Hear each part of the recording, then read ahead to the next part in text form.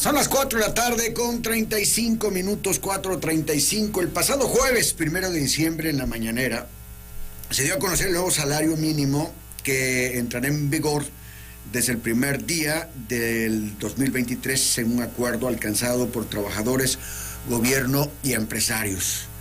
Aunque sigue siendo complicado vivir con 207 pesos diarios, es un aumento significativo y sustancial que acerca los aumentos de la clase trabajadora a recuperar el poder adquisitivo y que rebasa el 100% de incremento en lo que va de este sexenio, pero que se tiene que analizar desde todas las aristas este aumento, sobre todo ahora que tenemos una inflación, aunque importada, pues nos pega, es real y nos pega a todos, y tenemos que checar cómo impacta el aumento desde todos los aspectos a nuestro país y a los generadores de empleo, a las empresas, en fin. Hoy platicaré con dos economistas tabasqueños: Alejandro García Medina, empresario, fundador de Sendengo, miembro del Grupo Pereira, economista por el ITAM y colaborador en varias ocasiones de A Fondo y de Reporte de la Noche, a quien lo recibo y le doy las buenas tardes. Bienvenido. Muchísimas gracias. Alejandro. Muchas gracias.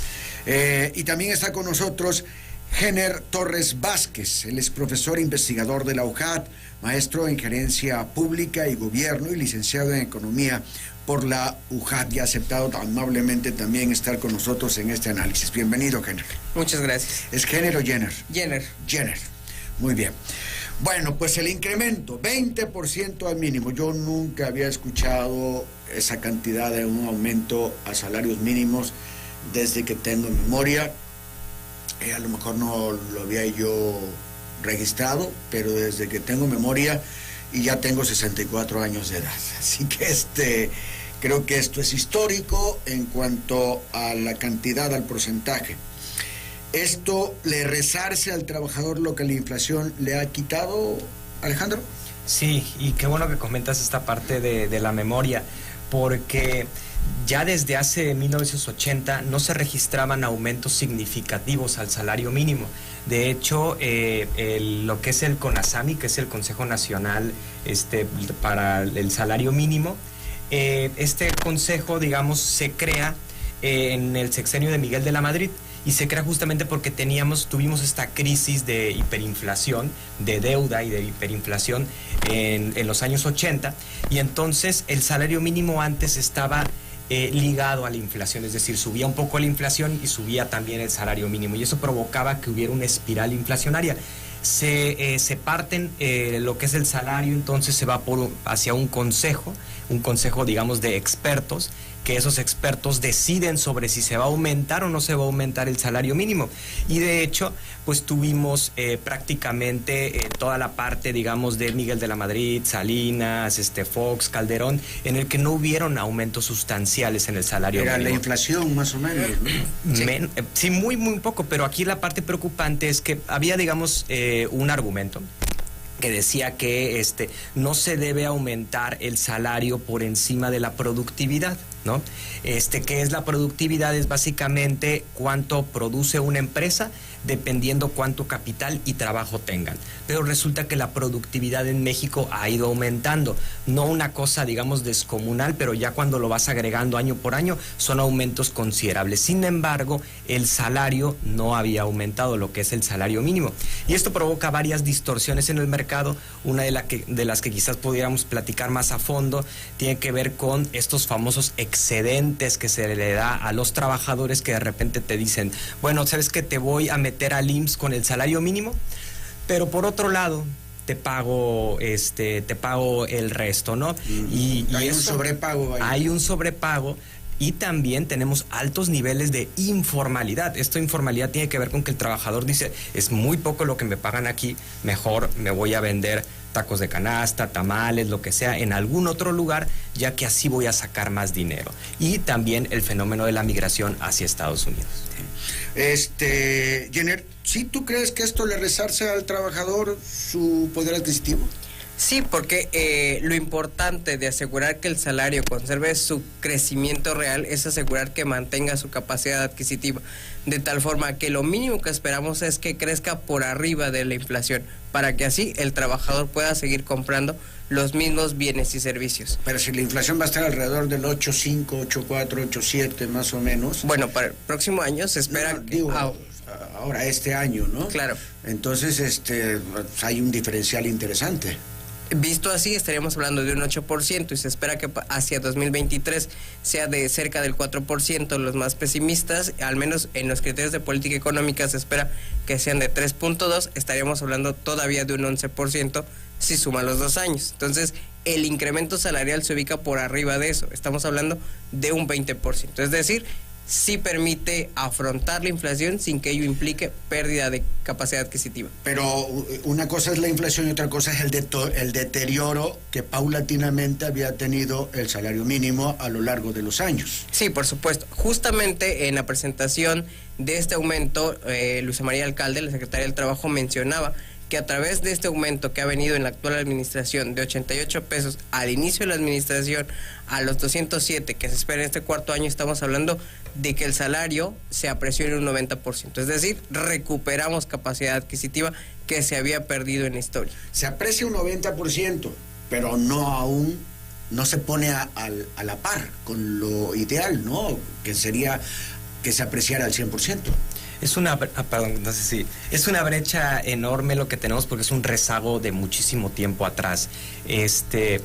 Para que nos demos quizás un poco más de idea, estamos hablando de que hoy el salario mínimo es de 6,223 pesos mensuales y muchísima gente en México está ganando alrededor de 7,000, 8,000 pesos. Entonces todavía nos quedan, digamos, aumentos probables en el futuro hasta llegar, digamos, a lo que podríamos denominar como un salario real, que lo podemos ver como el salario mínimo más el excedente. Es decir, yo te reporto con 6,000 pesos en el IMSS, pero te pago adicional unos 1,500, unos 2,000 pesos. Conforme vaya aumentando ese salario mínimo, pues al trabajador le van a ir pagando menos por excedente.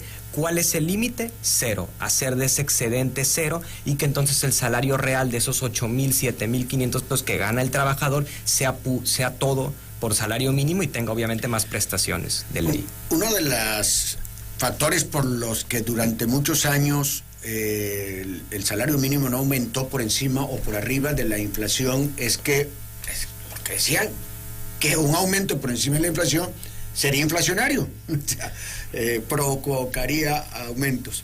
El Consejo Coordinador Empresarial aseguró que respalda el incremento salarial del 20% para el próximo año, como un acuerdo tripartita entre gobierno, sector obrero y la iniciativa privada. El aumento al salario mínimo de 20% podría presionar a la inflación a inicios de 2023, por lo que debe hacerse de forma eficiente con más productividad de las empresas. Esto último lo dice BlackRock México. La pregunta es, ¿el aumento moverá la inflación el próximo año, Jenner? Por supuesto, son los efectos. Solamente que hay que recordar que desde 2014 que empezó la discusión donde si debía subir el salario mínimo por decreto, hubo una discusión y el principal argumento era que eso generaría que aumentara la inflación, porque al haber mayor cantidad de dinero en el mercado, se tendría más dinero para gastar. Sin embargo, a partir de 2019, que la actual administración incrementó los salarios por decreto, particularmente en la zona fronteriza, no ocurrió eso. De hecho, Raimundo Campos y Gerardo Esquivel, en un artículo de 2021, hablan justamente de esos efectos y se demuestra que no ocurrió. Irónicamente, en Estados Unidos, antes del 2000, ya se había hecho un estudio similar en Nueva Jersey, en donde se criticaba o se evidenciaba lo poco fehaciente o realista que podría ser la teoría cuantitativa del dinero. Entonces, ya ese estigma que teníamos respecto a que incrementar los salarios por decreto genera inflación ya no es real y está demostrado. Interesante lo que dice el sector empresarial, porque asume también y está dispuesta a participar, como ya lo hizo en el PASIC, este programa que buscaba disminuir los efectos de la inflación durante el año actual. Está desconocido el sector empresarial en este renglón. Siempre había apretado fuerte para que no hubiera un aumento mayor. Hay una industria un poco perversa con, digamos, con esto que platicábamos, por ejemplo, de los excedentes a los trabajadores, porque se utilizaba, por ejemplo, estrategias para evasión fiscal por parte del empresariado, y esto significa toda una industria de pues de outsourcing, toda una industria para poder, digamos, que fingir ciertas facturas, y de esa forma era un mercado, y por eso le llamo industria, era un mercado multimillonario. Entonces, claro que había muchísimos intereses, muchísimos incentivos empresariales, y luego de gente que, bueno, que se denomina empresarios, pero en realidad no están realizando como tal una actividad empresarial, intereses que tenían obviamente su eco en el gobierno y que no permitían esos aumentos en el salario mínimo, y esto lo vimos reflejado durante años, obviamente a costa del poder adquisitivo de los trabajadores y bueno, y de sus derechos ante el seguro social, que entre más cotices, pues mejor te vas a jubilar cuando estés grande. Sí, Edgar Garduño, que preside el Consejo Coordinador Empresarial de Tabasco, comenta que los empresarios muestran preocupación por el aumento en el mínimo, ya que puede generar aumento de precios en varios productos y afectaciones a la micro, pequeñas y mediana empresas. ¿Esa es la lógica? Bueno, a ver, es que el problema es que aquí confundimos algunos conceptos. Si el salario, y por eso yo comentaba esto del salario real, tenemos, digamos, no sé, un trabajador que gane 10,000 pesos y entonces su salario mínimo es de 6,000 pesos y su excedente es esta diferencia, ¿no? Y entonces, ¿qué sucede? Si tú continúas aumentando el salario, ahora 7, pues su excedente se va a ir haciendo cada vez más pequeño. En ese sentido, no hay ningún efecto inflacionario, porque el trabajador sigue ganando 10,000 pesos, sigue ganando su salario de 10,000 pesos, nada más que en vez de ganarlo, digamos, una parte en efectivo y otra parte en el IMSS, ahora lo gana todo completamente en el IMSS. Hasta ese momento no deberíamos de tener ningún efecto inflacionario, no deberíamos de tener mayor problema. El problema está cuando se empieza a rebasar ese salario real. Si tú al trabajador, digamos, hay mucha gente, por ejemplo, que labora en actividades de cocina o labora operando tractocamiones, tal.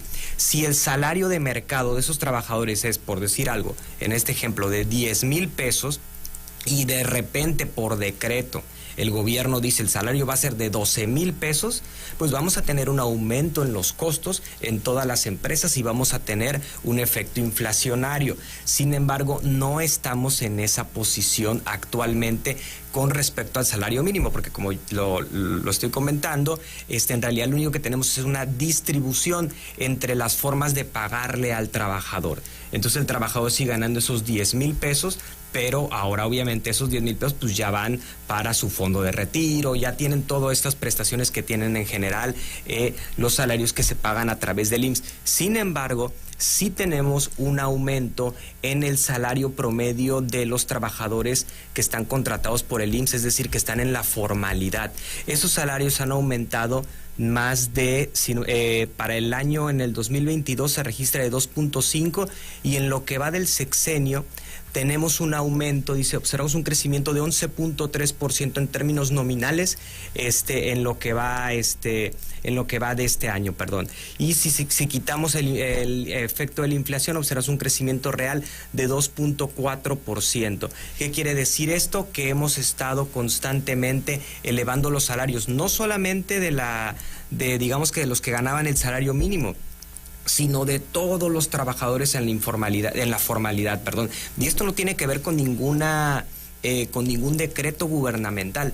Esto tiene que ver con efectos, por ejemplo, como el nearshoring, el hecho de que más empresas a nivel mundial están aterrizando sus fábricas en México y de esa forma están contratando más trabajadores. Pero obviamente, entre más demanda por trabajadores hay la misma cantidad de trabajadores, pues obviamente se tiene que subir el salario para que esos trabajadores quieran o salirse de otros trabajos, entrar a trabajar aquí o salir de la informalidad y pasar a la formalidad, que también estamos registrando cifras de decrecimiento de la informalidad en México por este efecto. ¿Coincides, Jenner?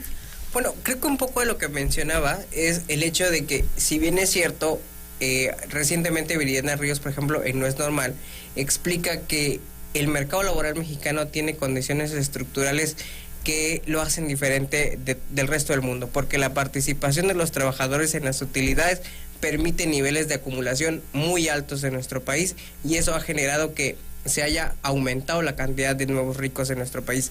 Y eso se explica porque ahora que hablamos del aumento salarial, está claro que el empresario no va a cubrir el aumento salarial a partir de disminuir su tasa de ganancia, sino que el empresario no quiere perder y está dispuesto a despedir personal para disminuir sus costos de producción o incrementar los precios de los productos. Y es eso lo que genera que los precios suban y motiva la inflación, no necesariamente. De hecho, Rolando Cordera habla, por ejemplo, de cómo, contrario a lo que se cree, que es a partir de que incrementa el salario, aumenta la inflación, ha sido en nuestro país la inflación un instrumento de control sobre el salario.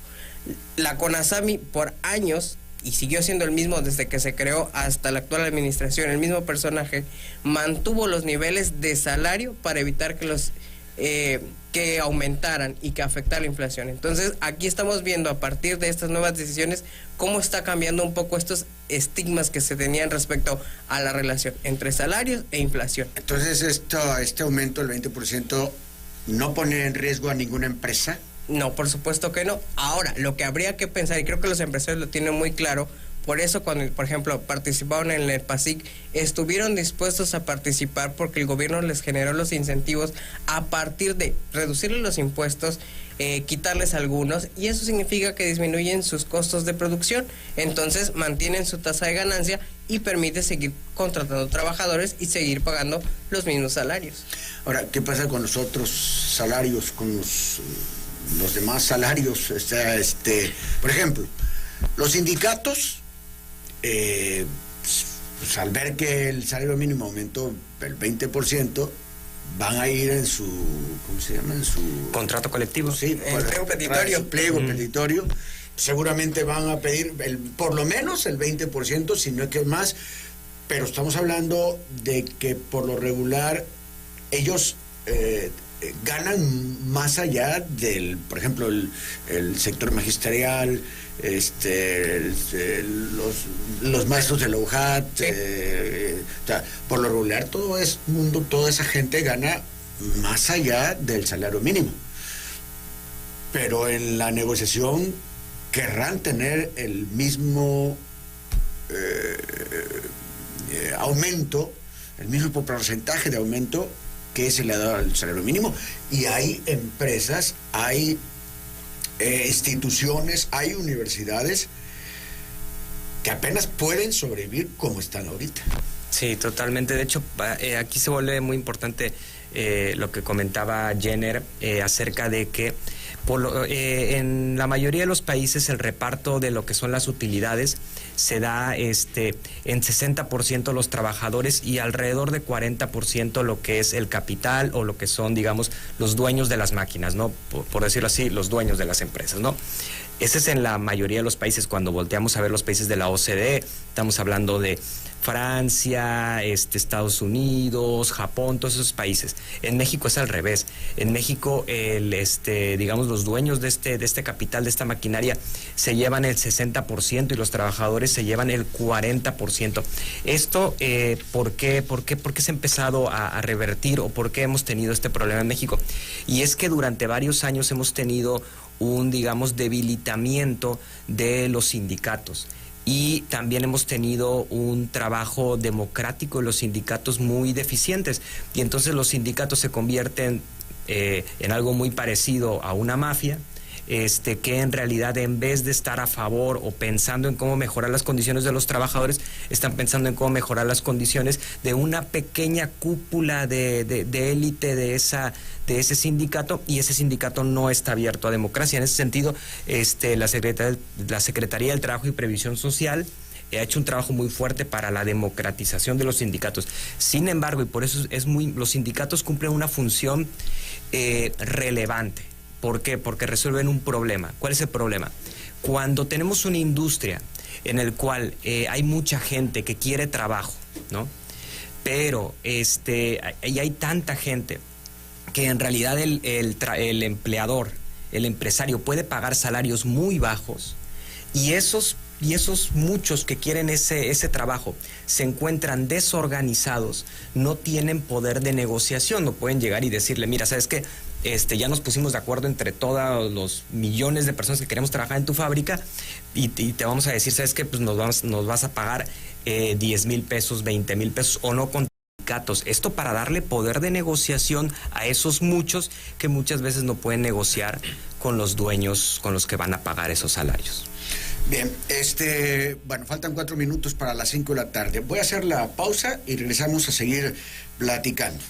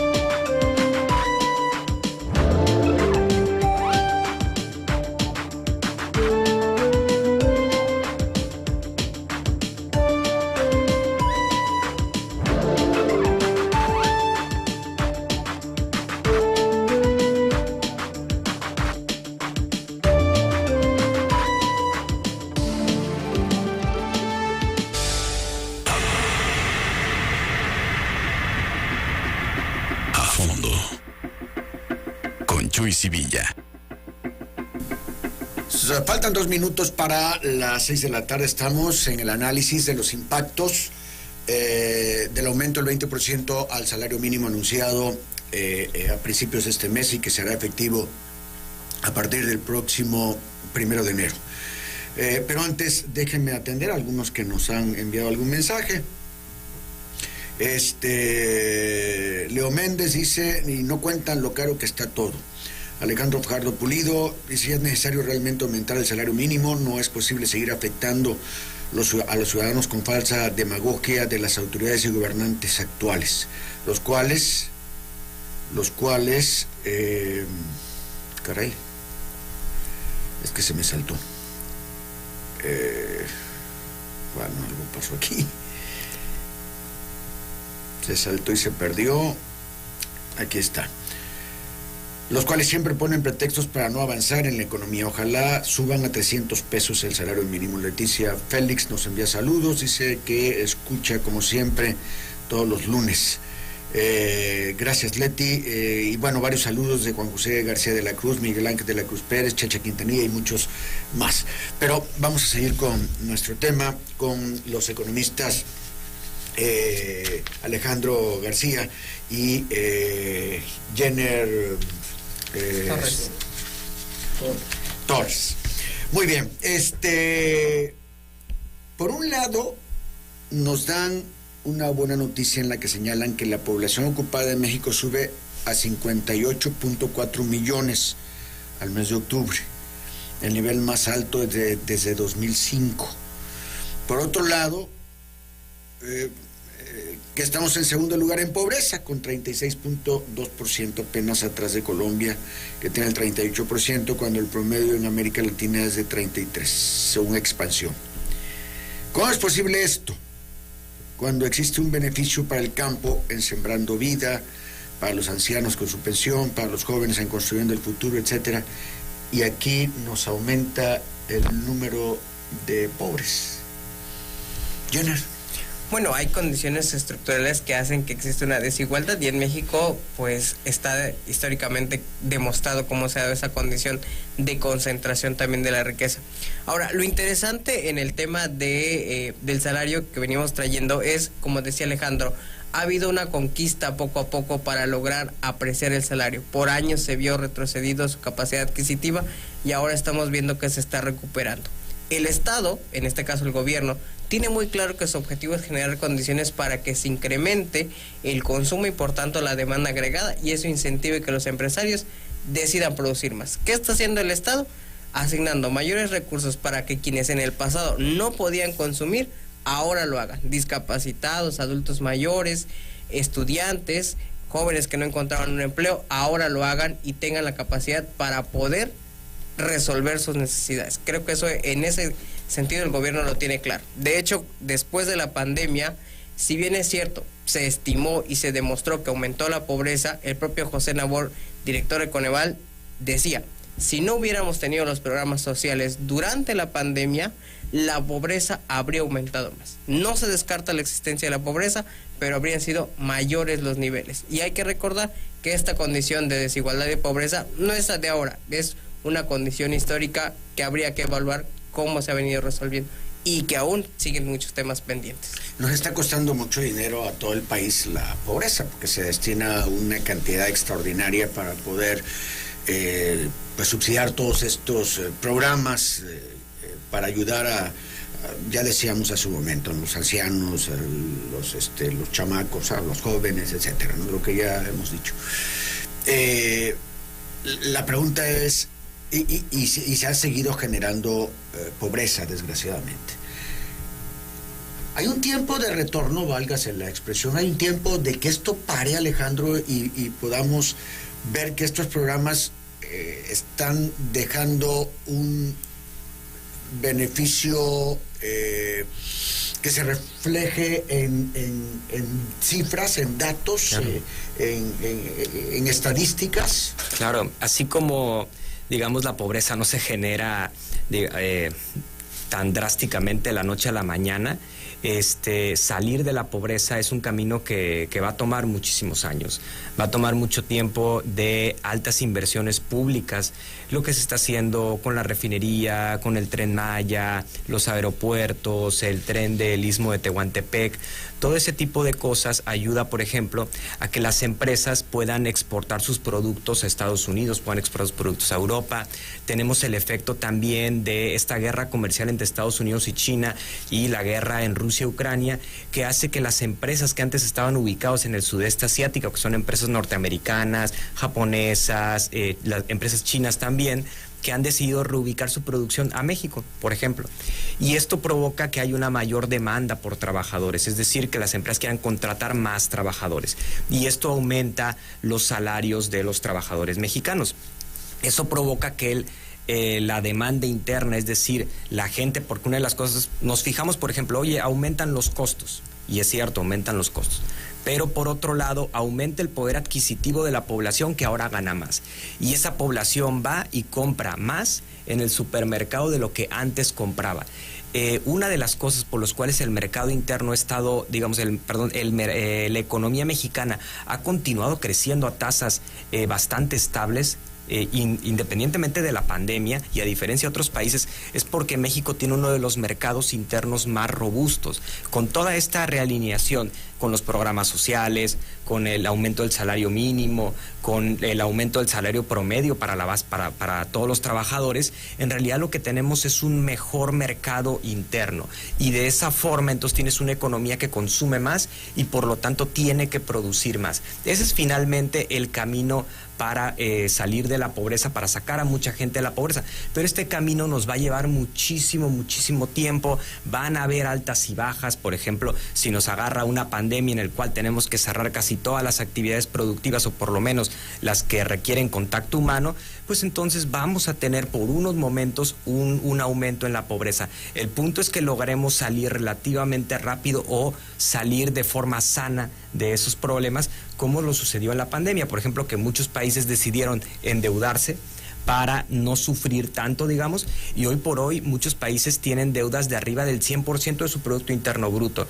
y hablamos de próximamente crisis de deudas, de que ellos no puedan pagar lo que contrataron. México no está en ese escenario. México tiene una deuda que platicábamos anteriormente de alrededor del 49%. Se estima que este año termina en alrededor del 51%, muy alejado, por ejemplo, con la deuda de Brasil, por ejemplo, que está arriba del 90-80%, Estados Unidos arriba del 120%, y países de Europa igual, arriba del 130%. Entonces, digamos, la economía es algo complejo, pero si se hace de forma sensata, que al parecer hay muchas cosas que así están pasando, pues deberíamos entonces a lo largo de 10, 15 años de observar realmente cambios estructurales sumamente fuertes. 10, 15 años. Yo creo que si hay continuidad. Yo creo que debería de seguirse por este camino de baja deuda, de por ejemplo, de recaudación de impuestos. Una de las cosas que antes padecíamos era de condonar impuestos a las empresas que más deberían de estar pagando impuestos en México,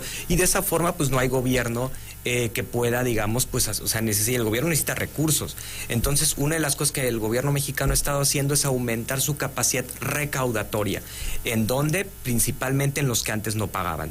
Esos recursos nuevos para poder construir un aeropuerto, trenes, cosas, infraestructura que todo país moderno necesita, pues para poder impulsar el crecimiento e impulsar la actividad económica. Entonces sí, es un camino largo, pero y también una cosa, seguir por este camino significa seguir por el camino de estas políticas públicas. No necesariamente significa un nombre, no necesariamente significa ya sea un nombre de partido, un nombre de persona, no. Significa una serie de políticas públicas que se tienen que estar realizando de forma constante para que México pueda realmente aspirar a un mejor nivel de desarrollo. ¿Coincides, Jenner?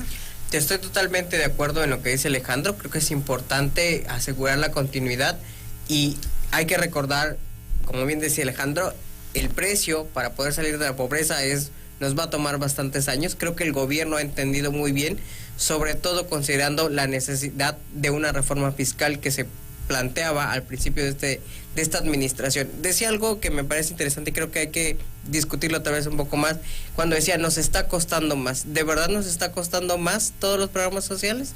Lo que estamos viendo es más bien una reingeniería del presupuesto. Estamos viendo que han cambiado los sectores estratégicos para la actual administración, y dinero que se destinaba a otras áreas ahora se destina para esto. Es muy fácil, en economía es muy sencillo, tenemos siempre dos caras de la misma moneda.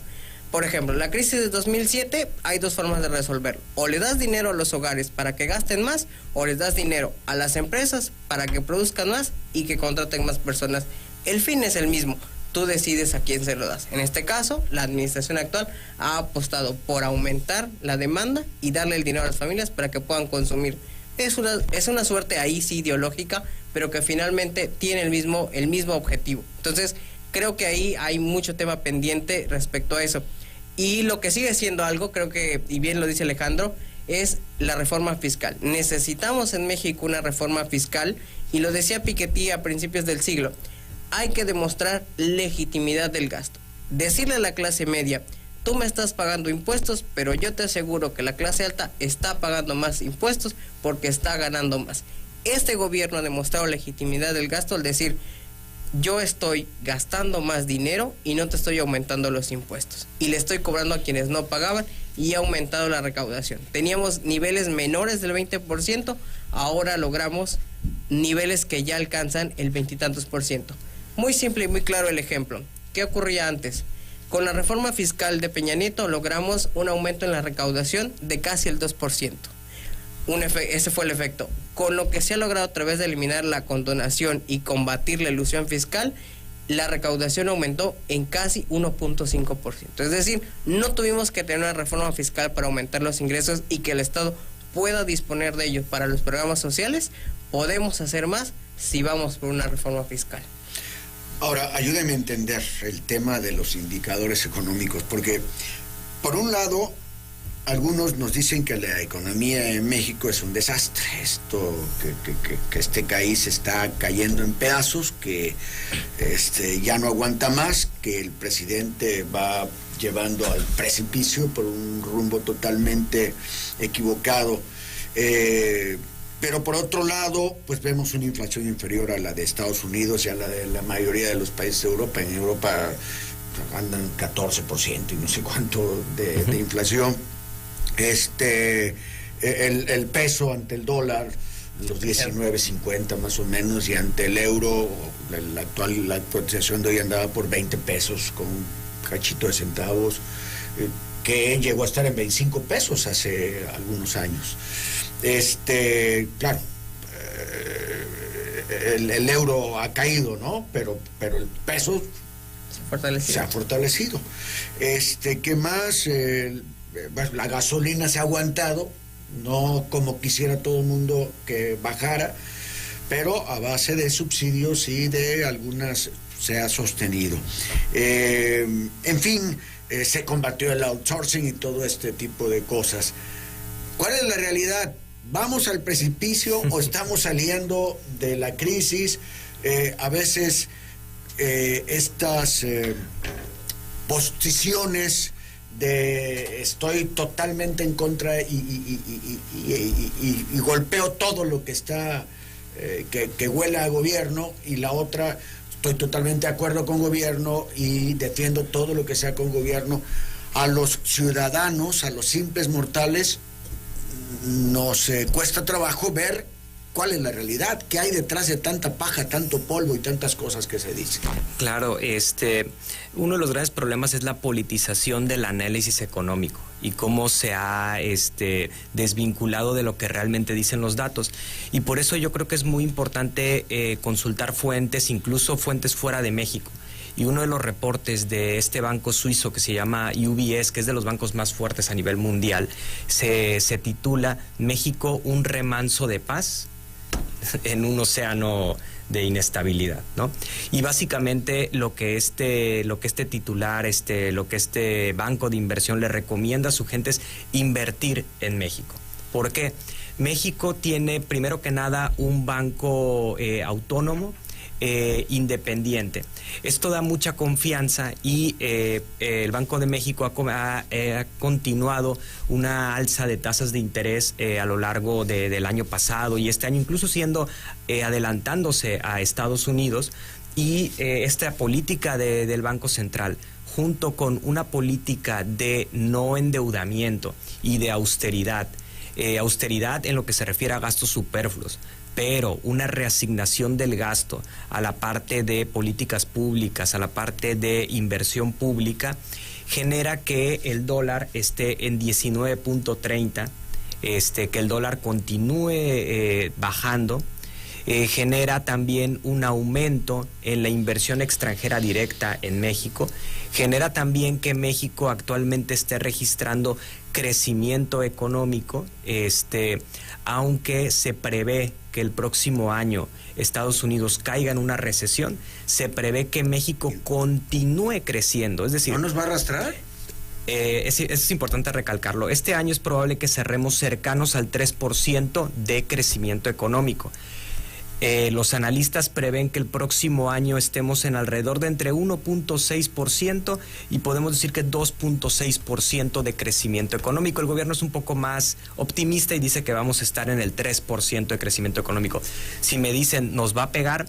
Sí, o sea, nos va a pegar en el sentido de que pues, este año crecimos cercanos al 3%, ojalá el próximo año creciéramos el 3% o más. Va a ser muy difícil porque la demanda de bienes de Estados Unidos va a disminuir. pero eso no significa que México vaya a decrecer. Es muy importante, es muy probable que Estados Unidos, Europa decrezcan y que México continúe con un crecimiento económico. Pero me estás diciendo que crece la inversión extranjera en nuestro país. Sí, está creciendo la inversión extranjera en nuestro país. Y bueno, la inversión extranjera no solamente, digamos, se compone de varias cosas. Uno se compone de entradas nuevas de inversión y otro se compone de empresas que ya están ubicadas aquí y que deciden reinvertir sus utilidades. Los empresarios, los inversionistas internacionales ven más, por ejemplo, cosas que México tiene como su bono demográfico, su población. Ven también que, por ejemplo, que ahora ya va a ser más fácil producir y exportar sus productos gracias al tren que se está realizando en el Istmo. Ven también, por ejemplo, la integración que pudiera haber entre las ciudades, entre los estados del sur, derivado del Tren Maya. Ven una mayor facilidad también para exportar, dado los nuevos aeropuertos. Todas esas cosas cuentan cuando hacemos un análisis, digamos, matemático y basado en datos, quitando un poco la parte política, ¿no? Y centrándonos en los indicadores, digamos, base que tenemos para la economía. Jenner, Pemex se convierte en un lastre para la economía mexicana, ya que es la compañía más endeudada, o sea, trae una deuda impresionante que hay que estar pagando y que hay que estar alimentando. Bueno, ahí, pues el problema de Pemex es cómo está determinado financieramente hablando. Pemex es una empresa altamente rentable. En todos los años que Expansión ha hecho el listado de las 500 empresas más importantes de México, Pemex aparece como la número 1. El problema reside en que Pemex no reingresa sus utilidades. Pemex, el dinero que percibe por sus ingresos, lo integra a la federación y la federación es quien determina cuánto se le regresa a Pemex. Y eso hace que Pemex no sea rentable y que, como no tiene el dinero suficiente, tenga que contraer deuda. La apuesta del gobierno actual es una política energética que asegure niveles satisfactorios. Con la reforma energética, lo que ocurrió es que disminuyó la participación de Pemex dentro del presupuesto, y lo que el actual gobierno pretende es que nuevamente el presupuesto tenga una parte importante basada en el petróleo. Me parece que está siendo rentable en términos de que logró comprar una refinería en Estados Unidos. Hace falta que incremente la capacidad instalada que se tiene de las refinerías actuales y hay que ver que funciona la nueva refinería. Creo que hay maneras de poder aprovechar la infraestructura que ya tiene Pemex, sumado a que tiene un mercado, como bien lo decía Alejandro, muy fortalecido, pero que además con la llegada de nuevas industrias se incrementará la demanda de energéticos. ¿Cómo lo hacía antes Pemex, Jenner, perdón? ¿Cómo lo hacía antes? Porque Pemex, pues lo que sabemos es que todo el mundo usaba la gran vida, había una serie de actos de corrupción multimillonarios bueno, era la locura aquello, ¿no? Pero además la vida que se daban, los sueldos que tenían, la corrupción sindical que había, que también era parte de... ¿Cómo le hacían?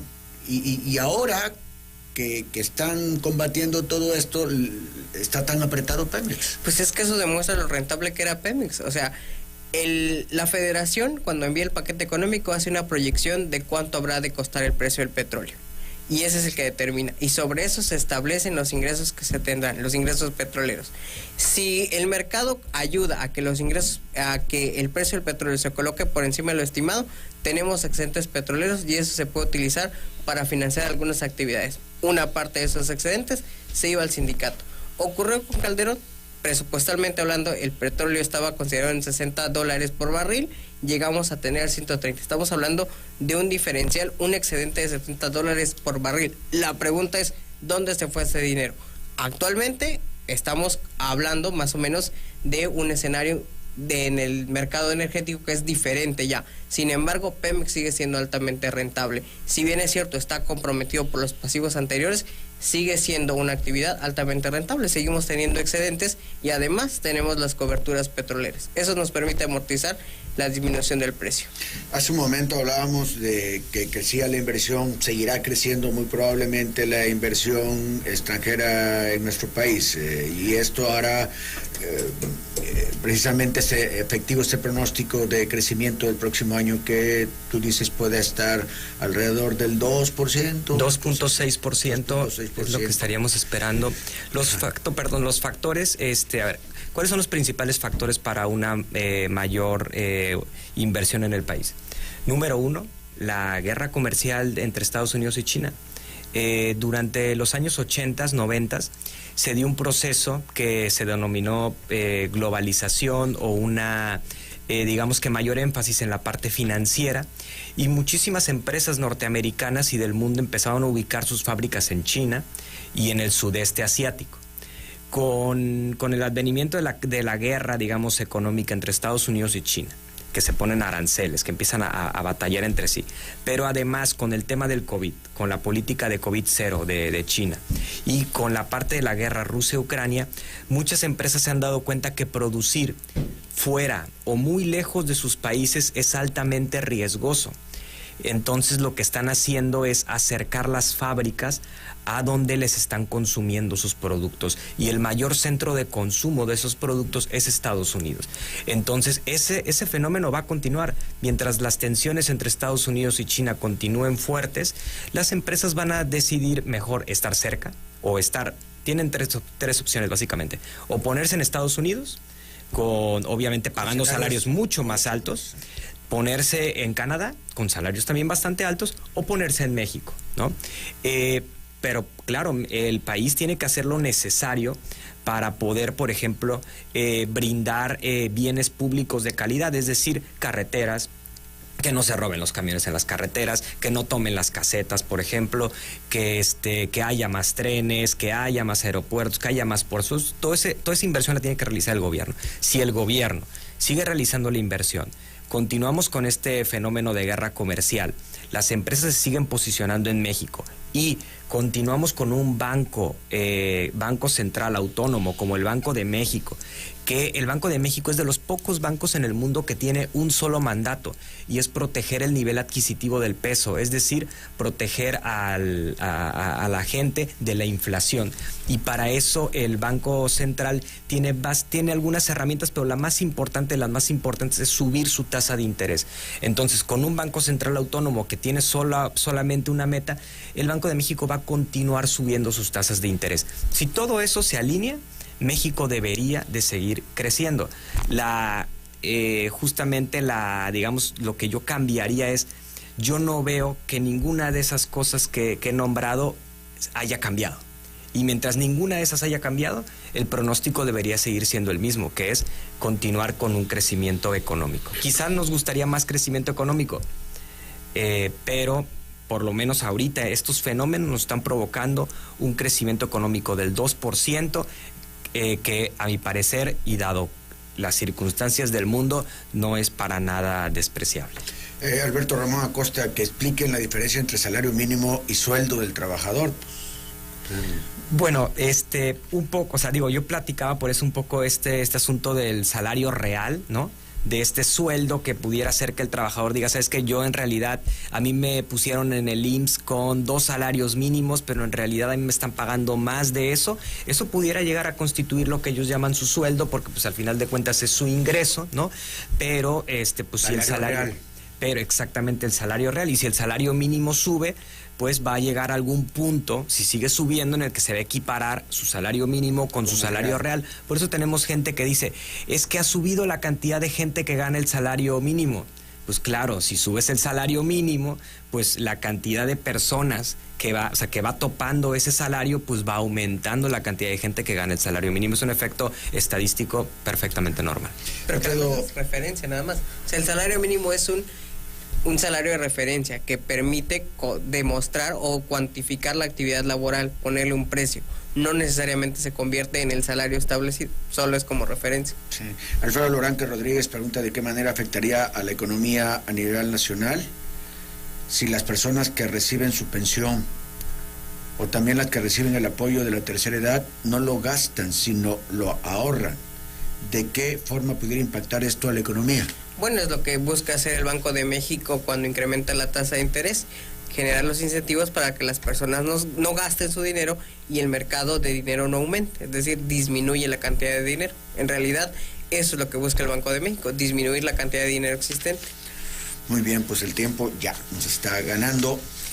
Yo les pediría una conclusión, como un cierre, con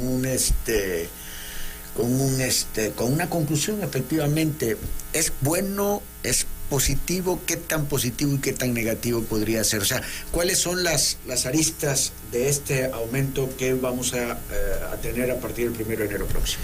Yo creo que como economista y bueno, y como en cualquier profesión, me parece que no es buena idea ser, digamos, categóricos de todo es bueno o todo siempre es bueno o todo siempre es malo, ¿no? Y el salario mínimo es uno de esos temas. Muchos economistas siempre estaban comentando los argumentos de va a subir los precios y entonces siempre es malo que el salario mínimo suba. No, actualmente, dado todos los años de rezago que tenemos de no subir el salario mínimo, subirlo actualmente es algo bastante positivo y es una deuda que se tenía con los trabajadores de México que se estaba arrastrando durante mucho tiempo. Esto tiene un límite. No siempre, o sea, el camino para el desarrollo en México no es subir el salario mínimo. Si ese fuera el camino para el desarrollo, yo creo que ya todos los países del mundo serían ricos si hubieran descubierto que subir el salario mínimo era la forma de llegar a la riqueza. No, tiene un límite. Este límite, como lo hemos visto acá, es este asunto de los excedentes que se le pagaban a los trabajadores. Conforme esto empieza a subir más allá de eso, podemos ver llegar a ver efectos negativos en México si es que esta subida del salario mínimo no se acompaña con más inversión, inversión privada e inversión pública. Si no se acompaña con una mejora de la productividad. ¿Qué quiere decir esto? Que utilicemos más tecnología para hacer nuestros trabajos, que podamos hacer más con la misma cantidad. Si esto no sucede, seguir con esta receta a lo largo de los años va a ser nocivo. Actualmente es algo bastante positivo. Y nada más para terminar, hay una cosa que se dice mucho, que es que esto puede afectar a las multas, recargos e impuestos porque están con el UMA, que tiene que ver con el salario mínimo. Eso dejó de ser cierto a partir del 2016. En el 2016 se crea esta unidad de referencia, el UMA, porque antes esta unidad estaba ligada a número de veces salario mínimo, tantas veces salario mínimo. Eso se rompió. Ya el UMA no es referenciado al salario mínimo, por lo tanto no se espera, o sea, digamos, es un cálculo totalmente aparte, contable por parte del gobierno, pero no está vinculado al salario mínimo. No afecta el salario mínimo. Desde el 2016 no afecta el salario mínimo. Tú puedes subir el salario mínimo y los sumas tienes que hacer otro proceso contable para subir los sumas. Entonces son dos cosas totalmente apartes, totalmente desligadas. Claro, eso se olvida a la población, es perfectamente normal porque la gente no son contadores, pero antes del 2016 sí hubiera afectado. Gracias, Alejandro. Tus conclusiones, Jenner. Bueno, creo que es importante que las personas en esta idea de educación financiera sepan administrar sus ingresos. Generalmente, ahora en diciembre, que están las vísperas de la llegada del aguinaldo, las personas están dispuestas a pagar más y eso finalmente sí genera que el precio de los productos aumente. Hay que buscar que las personas sepan cómo administrar. Hay que ver el ahorro como la posibilidad de invertir, no solo el acumular el dinero y tenerlo guardado, sino buscar incentivos que permitan que su dinero asegure su capacidad adquisitiva a partir de la inversión. Importante darle o dotar nuevamente de poder al sector trabajador a partir de lograr que el salario mantenga su capacidad adquisitiva, porque insisto, el gobierno lo tiene claro, tenemos que generar condiciones para que los hogares, las familias sigan comprando bienes y servicios y eso finalmente haga que los empresarios quieran producir más y se convierta en cada vez más atractivo venir y producir en nuestro país, dado solo que ya no estamos cerca del mercado más grande, sino que ahora estamos diversificando nuestras relaciones con otros países y se hace más atractivo para los capitales llegar a nuestro país. Pues agradezco infinitamente a los economistas Jenner Torres Vázquez, que pues ha invertido pues un tiempo de Gracias. de su día esta tarde aquí con nosotros. Muchas gracias, Jenner, y gracias por tu presencia. También agradezco a Alejandro García Medina por haber estado una vez más. Bueno, las otras veces hemos estado por videollamada, plataforma, ¿verdad? Por videos, no sé cómo se llaman esas cosas, sí. Videollamadas. Ahora lo tenemos aquí en vivo y a todo color. Un gusto. Y también felicidades por tu próxima paternidad. Muchísimas gracias. Sí, estoy muy feliz, muy emocionado. Qué bueno. Muchas felicidades a Dulce, a tu esposa. Claro que sí. Muy bien. Y a los suegros y a los papás. Toda también, la familia. Sí. Son las 5 de la tarde con 30 minutos, 5:30. Vamos a ir a la pausa, a regresar con Misión K. Nos va a informar, nos va a decir cómo se puede ayudar, llevar una cena de Navidad a las gentes, a las personas más necesitadas. Y vamos a tener nuestro chichito de historia, y luego nos vamos a ir con la colección Santa María del Instituto Juárez, que es algo que a mí me apasiona y que seguramente a ustedes también les va a gustar mucho todo lo que vamos a platicar.